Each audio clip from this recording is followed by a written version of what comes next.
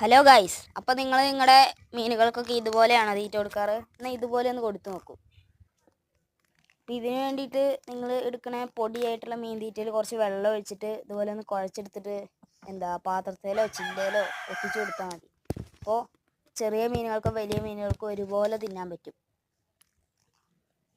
ഞാനിതുപോലെയാണ് മീനുകൾക്ക് ഈ ടാങ്കിൽ മാത്രം മീനുകൾക്ക് എപ്പോഴും ഇതുപോലെയാണ് തീറ്റ കൊടുക്കാറ്. നിങ്ങളിതുപോലെ ഒന്ന് കൊടുത്തു നോക്കൂ.